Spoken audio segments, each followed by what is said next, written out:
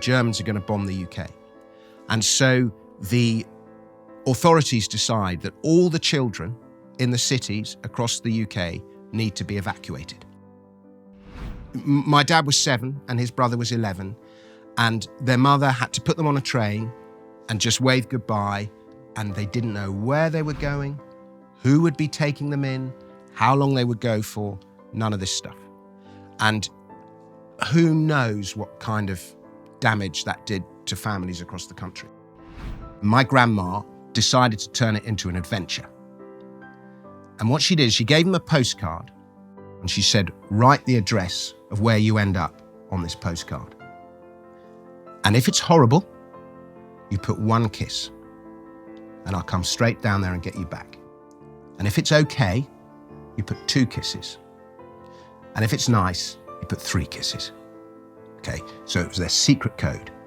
And this first scene that I'm going to play you now takes place on the first night when they're sitting there by candlelight, the 2 boys, discussing how many kisses to put on their postcard.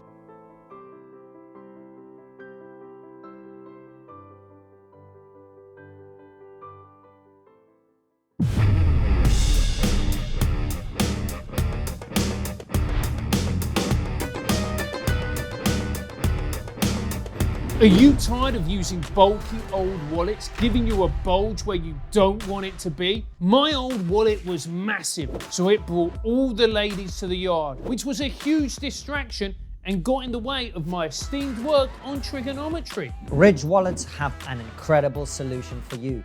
This is mine, sleek, stylish, and with an industrial look to it. It can fit 12 cards with cash on the back using a clip like this one or a strap. We've got one for the whole team. I've got one, Francis has one, even our producer Anton has one, but he's from Liverpool, so he flogged his on the black market.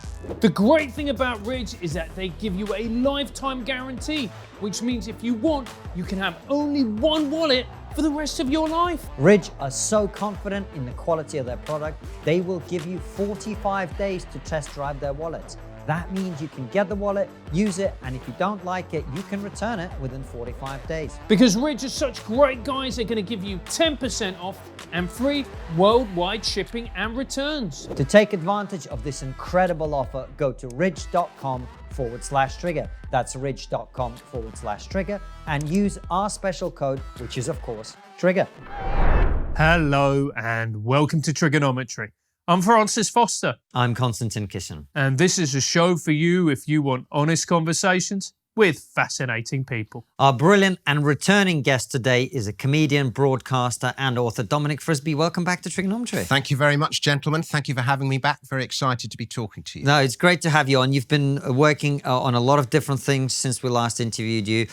Remind people who haven't seen you on the show before, who are you, how are you where you are, what has been the journey through life that leads you to be sitting here talking to us? Okay, well, I'll summarise it as quickly as I can. I always wanted to be a writer. And when I was a young man, I saw that the best writers had all started out as actors. Shakespeare, Dickens, and many more besides. And so I went to drama school. And then when I was at drama school, I found for some reason, I was always top in radio.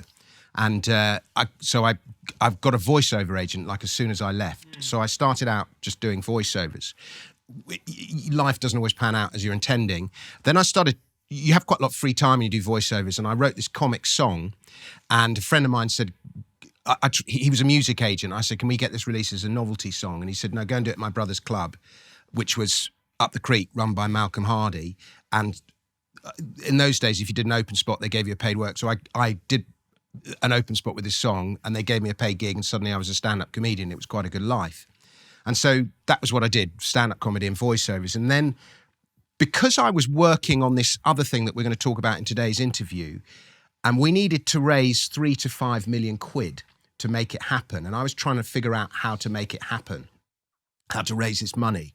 And this was in the mid-noughties now. So I started a podcast as a means to meet all these very rich people that I saw talking on the internet who'd made a lot of money.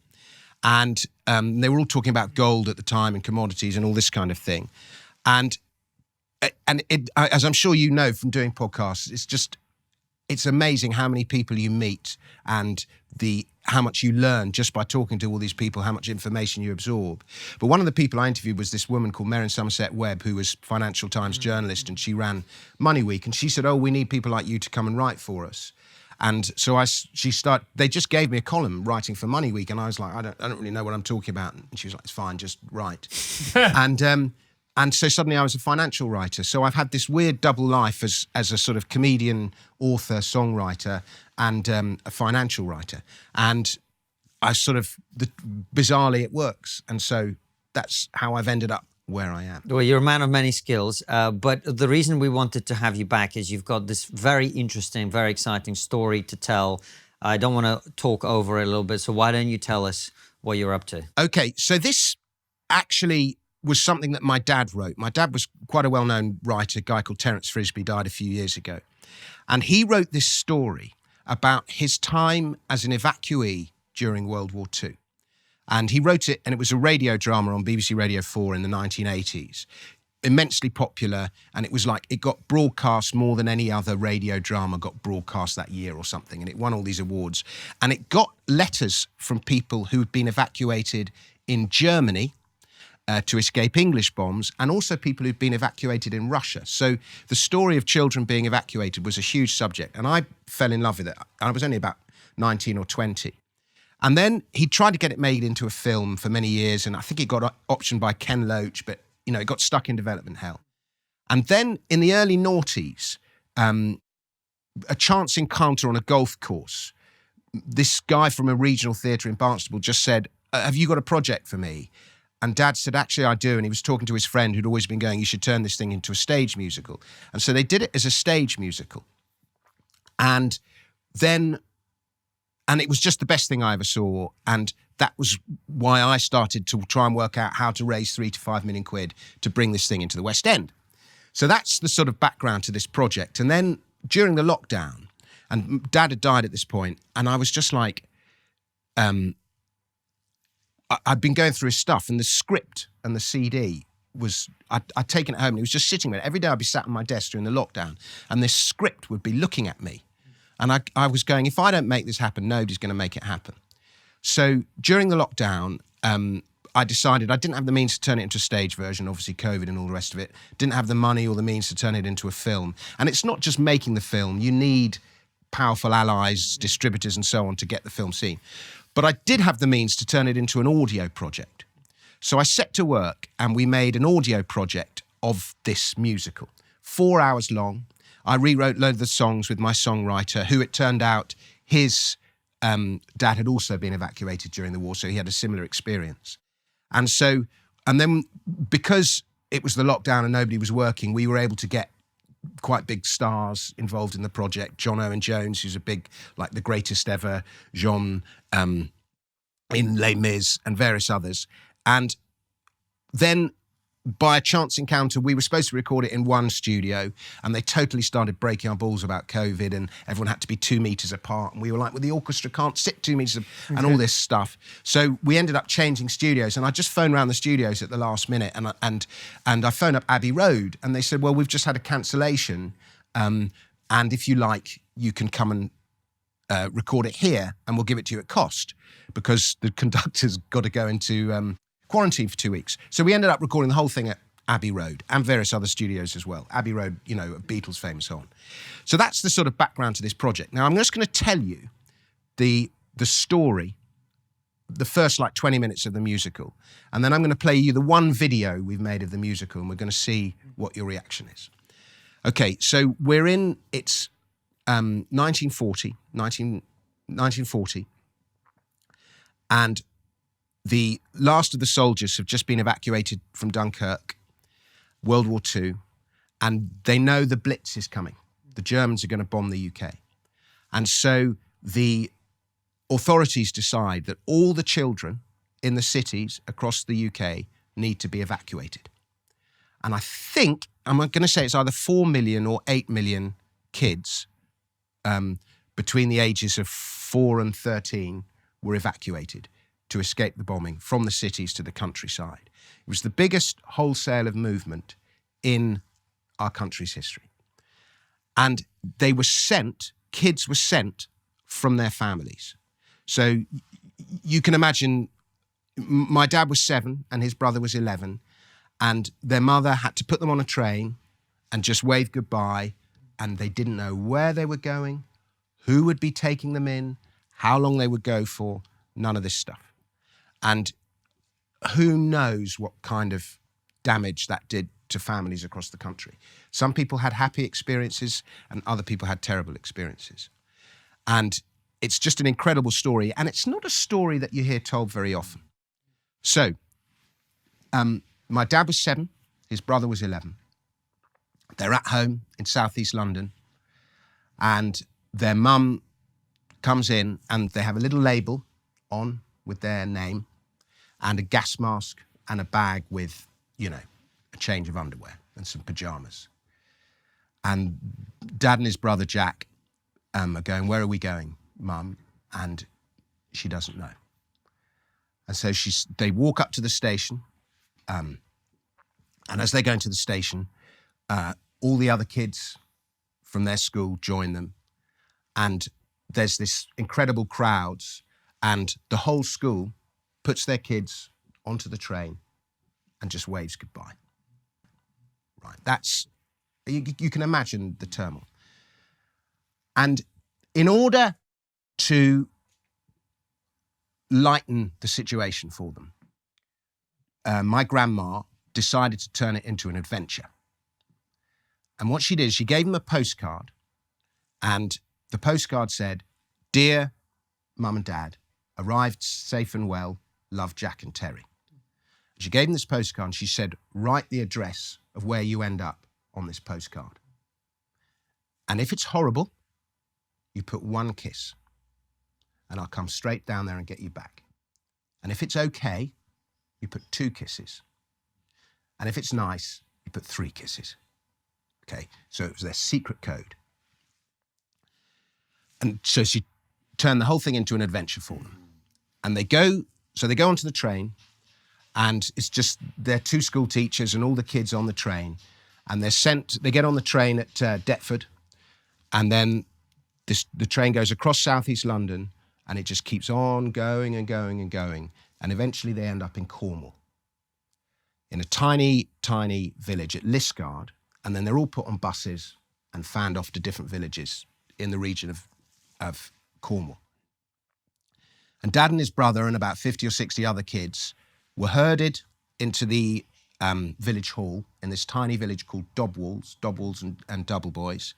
They were herded into the village hall, and they were all made to stand there, and then all the locals just walked round and said, "I'll take that one there. I'll take that one there." So it was like a cattle market. They were just picked out at random. And then they went and signed their name, and they were sent off to go with these locals. And Dad and his brother were taken in by this Welsh couple who'd moved down to Cornwall. And he had been a soldier in World War I. They would eventually learn. And you can just imagine these strange accents, these strange people, what a traumatic experience that was for the kids. But anyway, Dad was taken in by this Welsh couple, Auntie Rose and Uncle Jack. And Uncle Jack had, this was a huge thing. People tried to separate Dad and his brother. And they were like, "We have to stay together. We have to stay together." This was the thing. We have to stay together. That was the instruction their mum had given him. Dad and his brother were taken in by this Welsh couple. And now he had been a soldier in World War I. And he was only 5 foot high. And he'd been in this regiment called the Welsh Bantams, which had come up against the Prussian Guard, who were all over 6 foot. And they were all involved in this massacre, the Mammoth's Wood Massacre, where only 17 of them survived. 17. And he went back to his village, and he was the only man from the village to go back. And so as a result, him and his wife, they just had to leave the village because all the other women looking at him like that was just too much for them. So they'd moved down to Cornwall, and he was now a plate layer on the Great Western Railway. And Dad and his brother loved trains, steam trains. And they went back to this house. There was no electricity. And they walked in, and there was a canary in a cage, a cat asleep by the fire. They went into the garden. It was a tiny little railway cottage. They went into the garden. There was chickens in the yard and a pig, outdoor privies. And they had this son, Gwyn, who was sort of very funny and sang all the time. And outside the house, there was this huge valley with woods and rivers to dam, and then the railway at the end of their garden with the trains going past. And they thought they had died and gone to heaven. They thought it was fantastic. And this first scene that I'm going to play you now takes place on the first night when they're sitting there by candlelight, the two boys, discussing how many kisses to put on their postcard.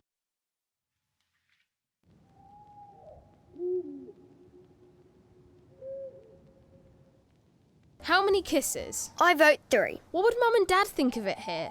Don't know. No electricity. They wouldn't like that. I don't care. There's no bathroom. I don't care. Outside lav, all they have. I can't go in an outside lav. I don't mind. I don't care. What if it's freezing cold out there? That's what the pot's for, don't you see? I vote 1. I vote 3. Just one bed, got to share, all squashed up in it. I don't care. Kisses on a postcard we must write. Something we've got to do tonight. Kisses on a postcard, what'll they show? Only Mum is going to know. What about Gwyn? Gwyn's not bad, even though you can see he's mad. Auntie Rose, what do you say? She says weird things, but she's okay. Not Uncle Jack, though, he plays rough. Pulled my hair, called me scruff. Kisses on a postcard, what do we do? I still say 3. Well, I say 2. Kisses on a postcard, 3, 2, 1. Better be quick or it won't get done. If we put less than 3, Mum and Dad will think it's rotten here. They'll be worried. Yeah, well, there's the trains, they're good. And the station, right next to us. That's terrific. Hey, wait! I've just remembered. Hens! What about hens? Eggs, stupid. Real eggs. Not that horrible powdery stuff. Eggs for you, eggs for me, eggs for breakfast, supper and tea. Poached or baked, scrambled or fried. Board with soldiers on this side. What do you say now? What's your score? All right, 3. I say 4. You can't. Why not? Mum only said up to 3. But don't you see? The more kisses we put, the more happy they're going to be. Yeah, it's terrific here, really, isn't it? Like being on holiday, only there's no sea. We don't have to stop at 4. Let's do hundreds. Yeah. Kisses on a postcard, 1 by 1. All round the edges, this is fun. Kisses on a postcard, squashed up tight, telling Mum that we're all right. Good night, children, everywhere. Your mommy thinks of you tonight. Lay your head upon your pillow. Don't be a kid or a weeping willow. Close your eyes and say a prayer, and surely you can find a kiss to spare. Kisses on a postcard, kisses on a postcard. Though you are far away, she's with you night and day. This is fun. Good night, children everywhere. Telling Mum that we're all right. Night, Jack. Night, Harry. Look at them, fast asleep. And they've covered the card in kisses. Night-night, boys.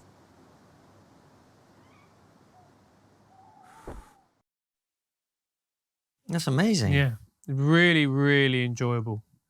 And it's also powerful as well, because in many ways, you know, we mollycoddle children in our generation, but what these young boys had to go through is something that none of us can comprehend, number one. And number two, certainly not children. Being torn away from your families, going to places in the country, that you don't know of, that you don't know about. It's a completely different way of life. It's very powerful. And did that have a profound effect on your father? I think so. He used to talk about it, and that whole generation, most of them are dead now. There's still, a few in their late 80s and 90s. But they all used to talk about it. And yeah, as I said, some had good experiences like Dad, and others had horrible times.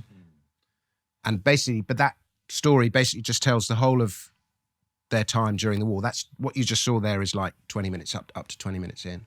So he had quite a positive experience on the whole. He did, but I can't see how it didn't mess him up. He spent 4 years down there, from 7 to 11. 4 years. Wow. And other than the occasional postcard or letter, would they have any contact with I think the Mum and parents? Dad came down a couple of times because there are some photos of them down there. But yeah, 4 years. I think those who had unhappier experiences went back sooner. But basically, he didn't go home until after they started invading Sicily, because the man, Gwyn, who was the son of Auntie Rose and Uncle Jack, went off to fight in Sicily and was killed. Wow. So, did he ever talk about it, his experiences? He did, but most of it's in, he wrote a book about it, so everything was distilled into that book. But yeah, he talked about it a lot. The impact that must have on a young child. It's the whole country. It's a whole country. And the impact that must have in not seeing your parents for 4 years. And the impact on the parents. And what do you think? Some people never found their parents again because they will have died or just lost contact. So there were some children who never found their parents. I think so. There were some who just ended up staying forever where they went. One or two, not. I mean, not everyone. The majority will have gone home. But. And when we talk about the impact, I'm curious what you would say the impact is, because I imagine that one of the things we associate with your father's generation is this kind of stoicism that perhaps people now like to harken back to. So I don't know whether that's accurate, of course, but going through things like that as both parents of children and children themselves, when we say impact, what do you think it was? I think people then were definitely mentally tougher than we are now. And, they had no mobile phones, they had no means of communicating. And they were literally going into the unknown. I think they were much more trusting of authority than they are now. And one of the questions you asked me, Konstantin, I remember when we were talking a couple of weeks ago, you said, could that happen now? That people would send their kids off to just go stay with a total stranger who there's no way of vetting them. They're only vetted locally by their communities. They haven't got their little certificate that prove they aren't a paedophile or something, Would that be able to happen now? And because, Britain was so much more monocultural then, whereas now it's much more multicultural. And so between the various cultures that we have, there's perhaps not the same levels of trust that there were then. And, Cornwall particularly, it's the end of Britain, but it they spoke a different language in Cornwall. They didn't then, they'd already stopped speaking it, but, it's culturally very different from the rest of Britain. And, anyone outside of Cornwall is a foreigner, let alone a Londoner. It also had a big impact on the towns they went to, because, the village kids, what happened is all the London kids all came, and they were better at sport, they were cleverer. When they had village kids against the Evacuees kids, football matches or cricket matches, whatever, the village kids would always get destroyed. The Londoners just thought the village kids were stupid. The village kids resented these newcomers. It created so much social turmoil in the places that they went to. Dad said there was fights all the time, village kids versus the Evacuee kids. Any excuse for a fight. And they'd arrange these huge fights down in the woods, or if it was winter, they'd arrange huge snowball fights. And so they were never. So a lot of them weren't really accepted in the community then. I guess some of them were and some of them weren't. Yeah. Like all these things, there would have been some people who opened up their arms to them, and other people who didn't want them there at all. And were there some who just didn't, who kept their children in London because they wanted their children near, or was that not really an option at that time?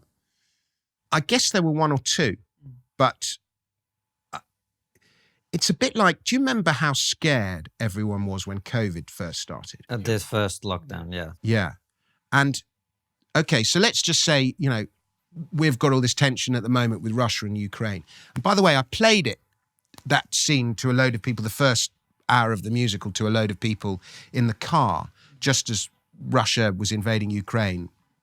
And everyone said exactly the same thing's happening in Ukraine now, with the mass evacuation away, particularly from the eastern Ukrainian cities. So something very similar happened in Ukraine. And, you saw them. They just wrote their names on a label and sent them off into the unknown. But if you just knew that Britain's about to be bombed, and I'm paralleling with that fear of the unknown that was COVID when it first happened. London's about to be bombed. You need to go for your own safety.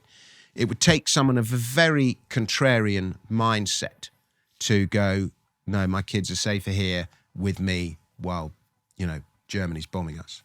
And also as well at that point, although I'm not sure how aware they would be of this fact, Germany were very much in the ascendancy at that point. Oh, yeah.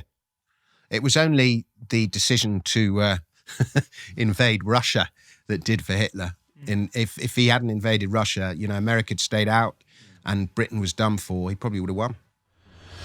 Hey Francis, what do you think is the best way to advertise a business? That's easy. All you need to do is spend shed loads of cash on an advert that's going to be promoted on a dying medium like TV. Then simply sit back and watch all your hard-earned money disappear down the toilet. What about advertising with trigonometry?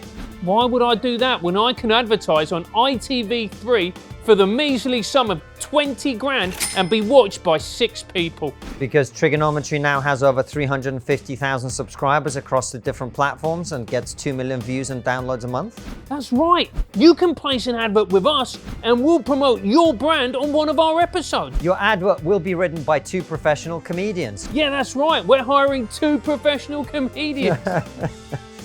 Where we make our ads funny and engaging to the point where some people say the ads are their favourite parts of the show. Yeah, we probably shouldn't admit that, mate.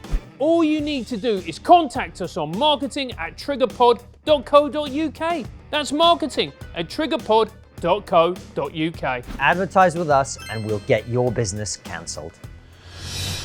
Now, and what do you think because I've never really heard these stories at all. I didn't really even know that this was a thing particularly.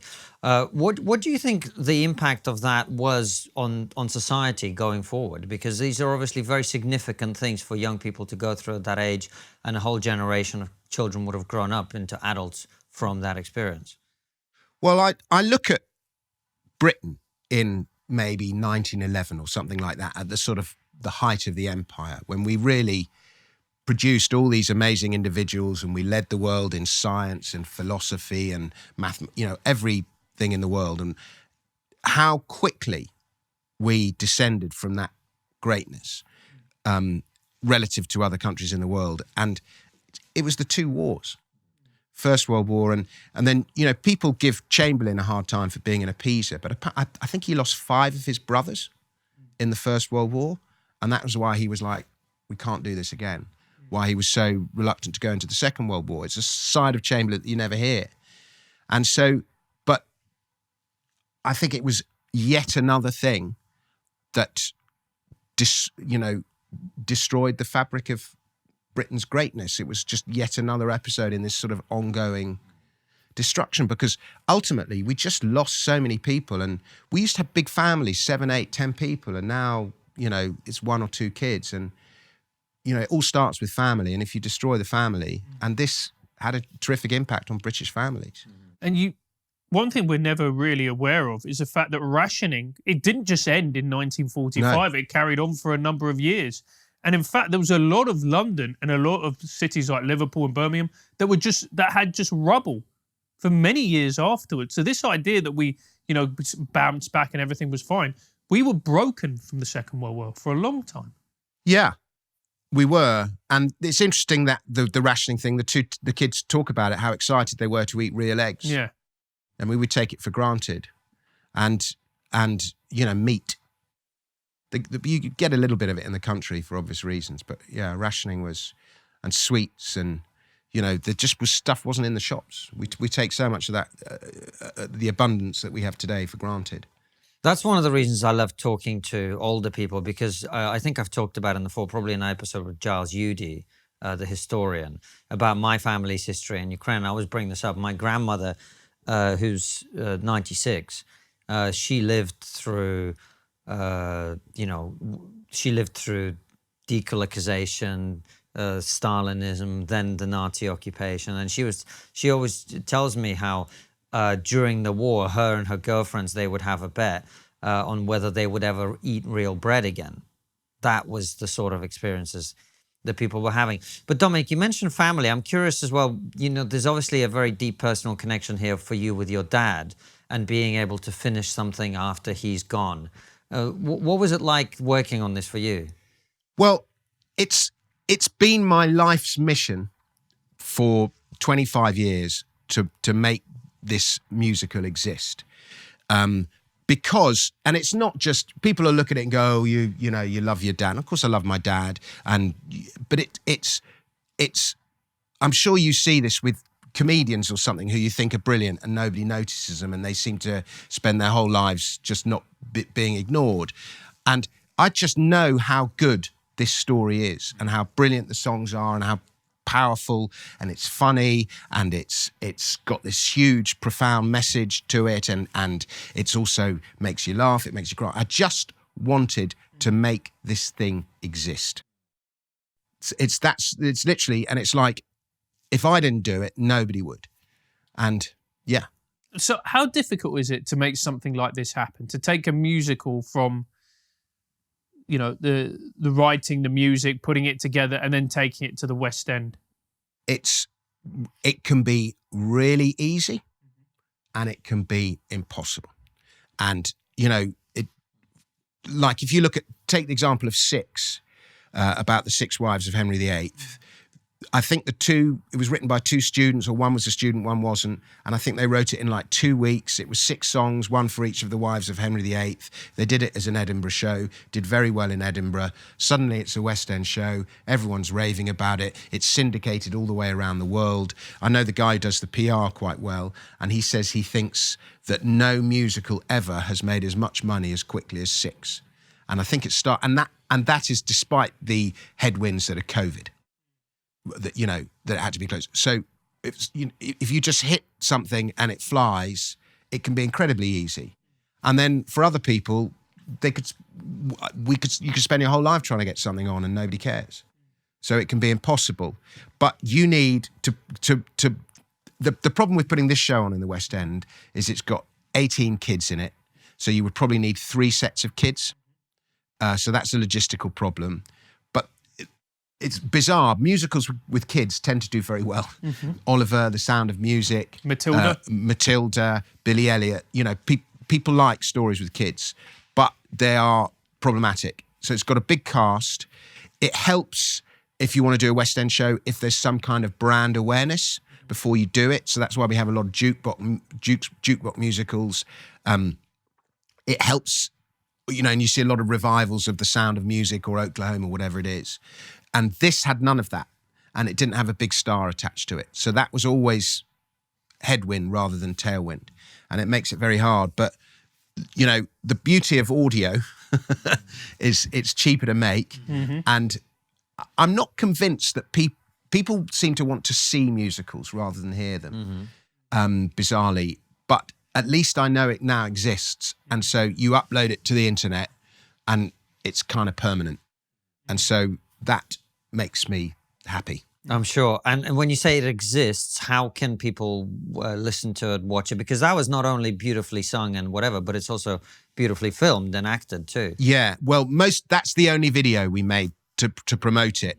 But it shows you how it could look if Netflix or someone were to turn it into a TV program. But Kisses on a Postcard is the website, and you can either you can just get it on your podcast app, Apple Podcasts. You just type in Kisses on a Postcard and you'll get the 4 hour. It's 4.5 hours. I was going to make it 2 hours, and then I just thought, you know what? People like really long audio books. People like your show. They like Joe Rogan. They like long stuff. So I just thought I'm just putting the whole thing in. So 4.5 hours. And so you would listen to it in half-hour chunks, the same way you might listen to a series or something. So yeah, you can find it Apple Podcasts, Spotify, wherever you listen to podcasts. Kisses on a Postcard. If you want CDs, you can buy CDs as well, old school. And I mean, even just doing the audio version, it cost me a lot of money. And I'm gonna make a big loss on it, but I don't care because I just wanted to make it happen. Because that's the problem. You stick it up as a podcast, you upload it, and there's no existing brand, so I can't advertise all the things that you advertise and so on, because that took you several years to get to the point Kisses on where a Postcard, sponsored by Manscaped. There you go. I was thinking South Bank Investment Research. It's very interesting what we're talking about, and particularly, the road to the West End, and we were saying that. Like, how does that work? How do you take a show and then get it transferred to the West End? A lot of stuff starts in Edinburgh. A lot of stuff starts in the provinces. They'll put on a show at one of the regional theatres or in a fringe theatre, and it captures a zeitgeist and people get interested in it, grows from there. Sometimes a producer will have a vision. Sometimes a big star will come along and say, I want to do a musical, and they'll find a musical that's a vehicle for the big star. It happens in any number of different ways. But there are only so many theatres in the West End, and to get a show on in the West End requires extraordinary amounts of capital. To do this now, this show would certainly more than 5 million quid, probably near 10 million now at today's prices. Wow. It's an insane amount of money. Yeah. You would need investors, angels, they're normally called theatre investors. It's famously high risk. There's been all sorts of musicals made about people losing money in musicals. It's a famous way to lose your money. But some of the biggest fortunes in history of Andrew Lloyd Webber, Cameron Mackintosh, two of the richest people in the country, made their money in the West End. So it's like how does how do you become Dave Chappelle or Chris Rock or something?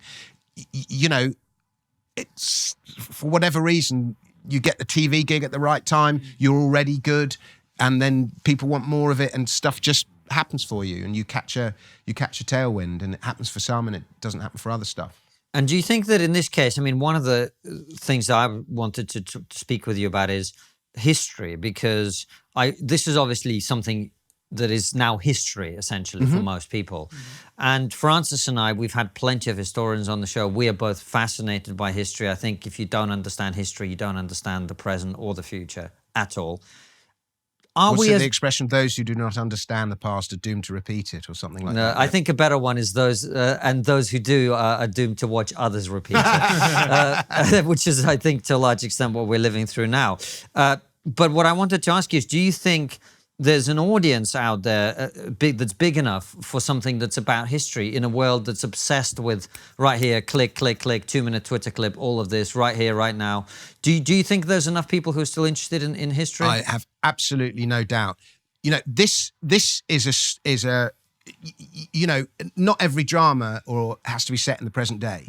It's set in the past. It's set in World War II, but it's not a history lesson. It's a story about the adventures of two kids who are separated from their family. Harry Potter's a story about a kid who's separated from his family and sent into an unknown world. This is a story about two kids who were sent from their family in London to a tiny village in Cornwall, and it's about the stories of their adventures over 4 years in this tiny Cornish village. And it's got laughter, it's got tears, it's got drama, it's got good songs, it's got fights, it's got stories, it's got everything you want in a drama. And so I have no doubt that there is an appetite for it. Because if you think about, I think it's the most popular musical now, which is Hamilton. Hamilton is based on historical events. Yeah, it is. And one of the side effects of Hamilton is you do take an interest in Alexander Hamilton, who you might not previously have known about.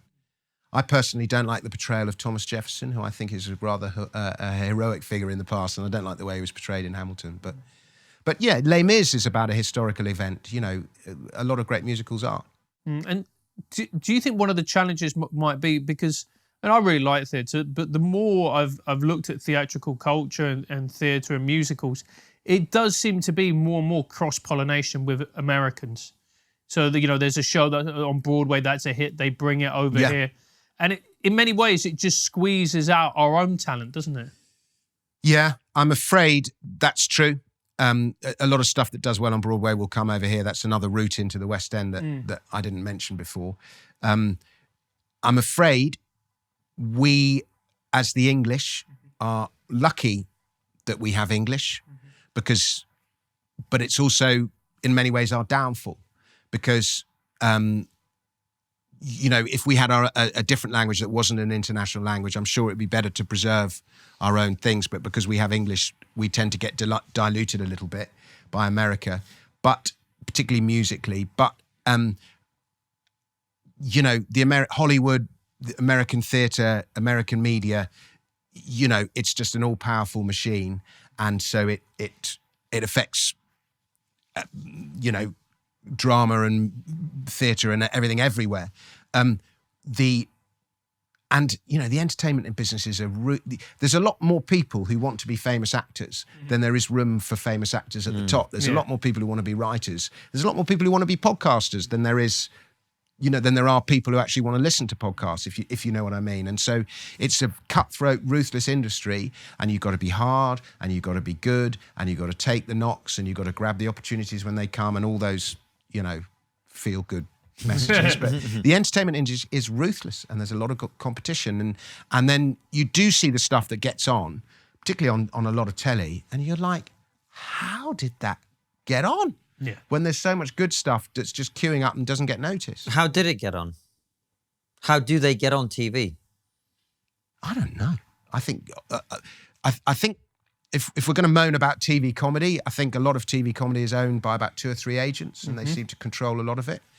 I think producers don't set the net wide enough.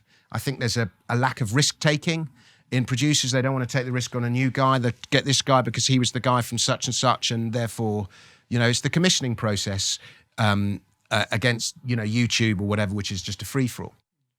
But there's all sorts of risk, but there's people in commissioning don't take huge risks a lot of the time. They don't take huge risks, and whenever one of the things, and it's hard. It's hard to make good entertainment. Yeah, and given some of the costs involved that you're talking about with putting on a West End show, for example, I can see why people would be somewhat risk averse with 5 million quid. I've got. I need 10 million quid, Konstantin. Would you give me 10 million quid to put this thing on, or you could go and do Oklahoma and have Hugh Jackman in the lead role? Right. What are you gonna put on? yours. Yes, my And brother. that's why he's terrible with money. Yeah, but there is a beauty to musical theatre in that you can have a hit. I think it was Lionel Bart who was a perfect example of this. He created and wrote Oliver, which is a huge global hit success, transferred all around the world. They made a film of it. And then he made Robin Hood a few years afterwards, which sent him completely bankrupt. I don't understand Lionel Bart, because Oliver just contains brilliant song after brilliant song after brilliant song. And it's obviously a fantastic story as well. And it's a fantastic musical. And everything else that guy did in his life was not very good. And yet Oliver was so brilliant. And it was like he took his whole life, and it's like he did a deal, a Faustian pact or something. He says, give me all the talent that I'm going to have over my lifetime. I'm just going to put it all in this one musical. And I don't understand how the same guy can create one thing that's so good and other stuff that isn't. But that's the magic of it, isn't it? It's that lightning in the bottle moment. Yeah. Because it's very few people.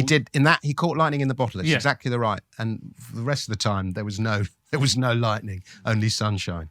Because like we're saying, if you've got other people's money and you have to justify to them why we're going to put it into this unknown musical where there are no stars, or you can take a show that's crushing it on Broadway like Book of Mormon, and it's already got a lot of heat behind it. And Book of Mormon is brilliant.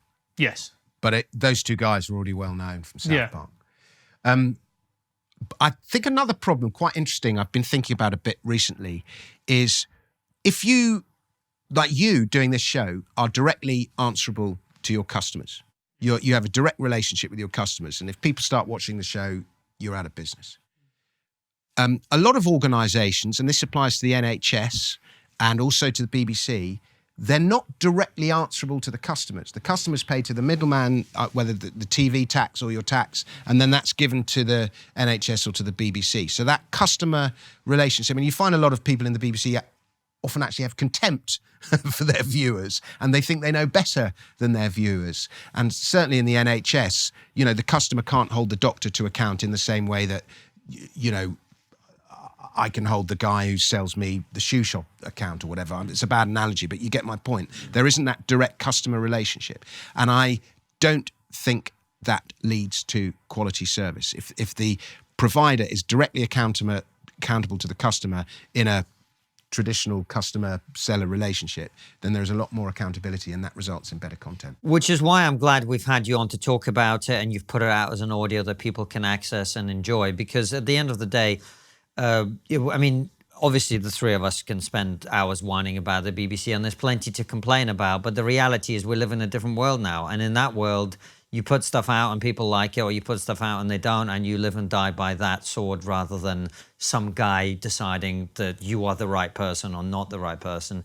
I mean, the destruction of the gatekeeping industry has been one of the greatest boons of this technological revolution that we're living through. And I'm delighted about that people like us now have the opportunity to actually stick by what we believe. You thought this needed making. You've put it out there. People are going to listen to it, and they're either going to enjoy it or not. And that is the judgment of the public with which we all live. I could not agree more, Konstantin. And we have to be so grateful in this day and age for technology, because suddenly with one phone, you've got a kit that would have cost you $2, $3, $5 million 25 years ago, just with one phone. And it has democratized anything. And I'm like, with everything I do, it's just like, I can't be bothered to sending in letters to the BBC, begging them to notice me and put on my show. I'm just going to go and make the song that I want to make. I'm just going to go and do whatever it is I want to do. And if people like it, great. And if they don't, well, And I just think that has created so many opportunities. And it has improved the quality of content. If you listen to people 15 years ago, nobody wants anything that's more than 3 minutes. And then suddenly podcasts came along and people wanted 5-hour conversations. And they're like, what? And, nobody would have commissioned cat videos. And I think cat videos are the most... And nobody would commission, some spotty bloke to give you instructions about how to, repair the handle on your mug or something. Yeah. But those how-to videos are the most watched things on YouTube and instructional. And they're so helpful. Yeah. And you want the spotty guy that knows about China fragments. Yeah. You don't want, Emily Mateless on mugs. No, you don't. Well, Dominic, that's why, I'm excited about this. I think it's great. I think people in our space, frankly, need to look, we spent a long time whining about all this stuff. We've whined our way to wherever we are. Now I think it's up to us to start building things, to creating things. That's why I'm excited about Kisses on a Postcard. I think it's going to be great. I can't wait to listen to it. I hope our audience will do as well. And with that, before we ask you our usual last questions, anything you wanted to add or say? Just thank you very much for the opportunity. kissesonapostcard.com. Please listen, and I hope you enjoy it. And the final question we always end our interviews with is, what's the one thing we're not talking about, but we really should be? It's funny, the last time I did this show, you asked me that question, and I said race. And I talked, defining what it actually is racism. And then about 2 or 3 months later, the whole BLM riots and all that kicked off. It's his fault. Yeah, exactly. You started it, I just want to say, I'm sorry. Yeah. And and it was quite an awkward conversation. I remember, I broke out into a sweat. But it was premonitionary. I was right. That's what he's trying to say. So here's the thing. This is not so much of an issue thing. It's just something that I think is happening or could happen. And that is and it's where I think podcasting is going. And that is the power of audio. Now, if you think we only invented writing as a means to transfer information over distance and over time. You know, if I needed to transfer words beyond what you can hear in that actual present, that's why we invented writing. But the brain, the human brain, actually absorbs words through the ear better than it does off the page. And I think once you understand that, you understand this extraordinary boom we've seen in podcasting, audiobooks, and all the rest of it. And they say that radio is the most visual medium. It's a lovely old expression because you create it all. And with that in mind, I think where media is going is, do you remember, you're probably too young, but in the 70s, there was this huge boom in the concept album.